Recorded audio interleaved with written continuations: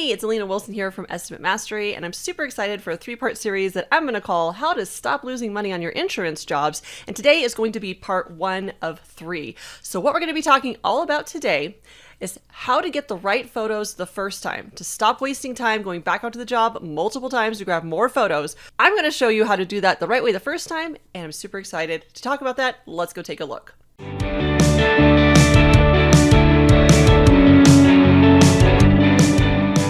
So how do we address this? How do we plug the hole of not getting the right photos the first time? And actually, why does it matter to you? So basically, I've been in the business for over 12 years. I've taught thousands of contractors. And the number one issue I see of why they can't get things paid on their estimate, number one issue, they don't have a photo. They don't have the documentation. They don't have any context for the adjuster to see the big picture of what's going on out there.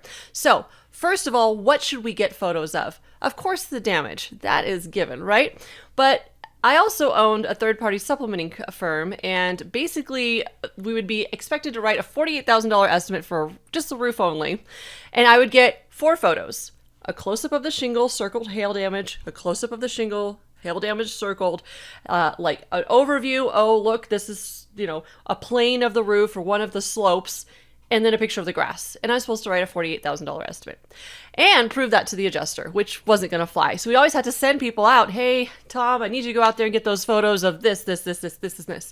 I don't want you to be that guy. I want you to be able to submit your estimate and get paid on the first go around, on the first conversation. It's so hard to get a hold of adjusters right now. Like, why not take care of this at the very forefront to fix 100 issues that can happen on the back end? Also, it can save you. Let's say that you went ahead and did the job, and then the homeowner said, oh, you cracked my driveway. Do you have a photo to prove that that crack was there before you even brought your crews onto that property? Photos fix so many issues in a business. It's absolutely amazing. So what do we want to take pictures of? Well, first of all, you're going to go to the home and you're just going to take a picture of the home as an overview from the sidewalk or from the front of the house. Then we usually go top down. So you're going to start on the roof. Get pictures of the damage of the shingles. That's all well and good. Also get context. So the close-ups, it's great if you can get a slope overview and then an overview of, maybe getting some context of what direction that slope is in.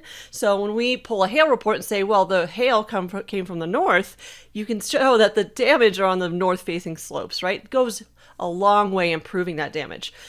Another thing you want to do is take pictures of all of your accessories. So right when you're getting up onto the roof, you've got to put thousands of dollars right there. You've got to prove that is there drip edge existing?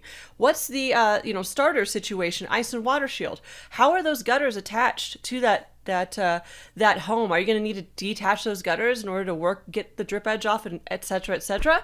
That one photo right there of pulling up the first course of shingles is going to give you so much information. Then I hear a lot, oh, well, we can't actually pay to replace those soft metals because they weren't damaged by hail. Doesn't matter. They're damaged when I nail my shingle through the flashing to attach it to the home so it doesn't blow off. So if you can pick up that course of shingles that's next to those flashings and take a picture, now your flashing is shown to have a nail hole through it, and by code, IRC code, you should not reinstall or reuse a damaged flashing. So there's a lot of things that we're missing and not getting paid because we're not taking the 2 seconds to snap a photo of it, right? So create a system. When you come down off the roof, if you're a roofing siding contractor, you want to get a picture of the elevations, front, right, rear, and left.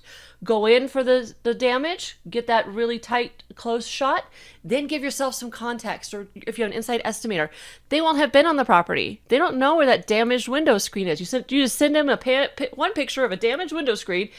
They have no context. Also, that can tie into the hail report. If you know that the front elevation faces north and all the damage that you're finding is on that elevation, that ties into the hail report. Well, that's collateral damage. If it damaged, the siding at this angle and was able to do that much damage, how much is the roof damaged? Okay, it just ties up your whole story, like you're explaining it like you're a detective to the adjuster. Providing visual is so much more impactful than providing just verbiage to tell them why they should pay it. So that is what to take photos of. Secondly, you want to create a system of doing it. So I kind of have already talked about that, right?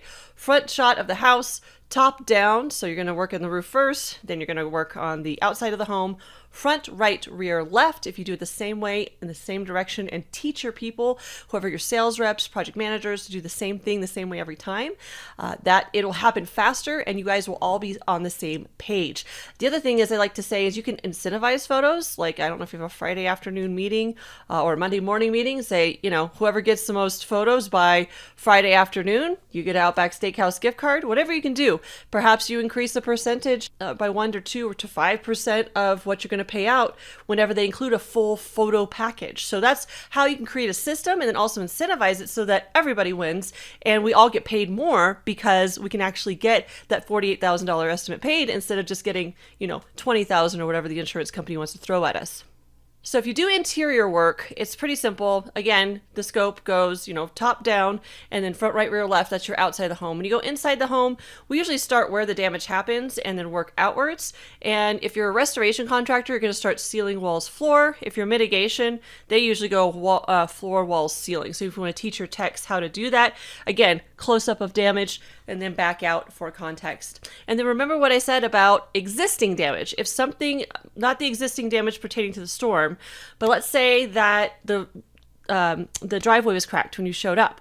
Take a picture of that. Get that into the system as well to document everything. It should show in your elevation photos, but teach your guys to be a little intuitive about, hey, you know, we want to make sure that we show that this tree limb on this $20,000 Japanese maple, that one of the limbs was hanging off when we got there, not after the work. Stuff like that needs to, a little bit of a intuitiveness needs to be brought to the table. That'll also save you some money when anybody accuses you of doing damage that you didn't actually do. That helps as well.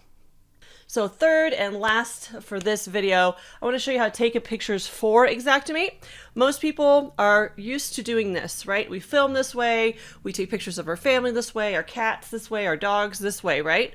For Xactimate, the portrait style of taking photos is actually a detriment.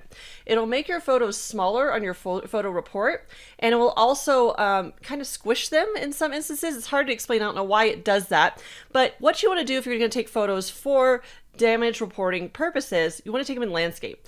And the reason the landscape works, it makes the photos 2 to sometimes 3 times bigger on your photo report in Xactimate.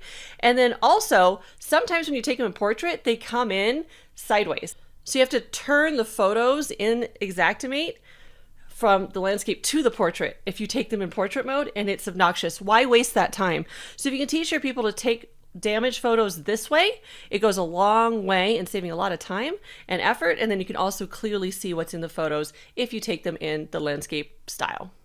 All right, to wrap this video up, I want to let you know that we do have our own photo checklist that we are going to give away to you for free if you'd like to download it. It's usually available for our paid membership, but since you watched this video and you're here at the end, I'm going to reward you with the free download of the checklist we use and give out to our contractors here at Estimate Mastery. So be sure to check the description box down below. We're going to have a link to that checklist as a thank you for watching this video.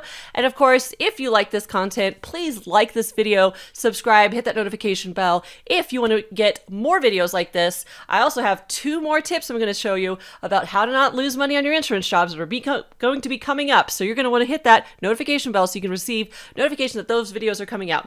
And as always, if you want more information on our Xactimate and supplement training for contractors, go to estimatemastery.com. Hope you have a great week in your business, and I'll see you next week.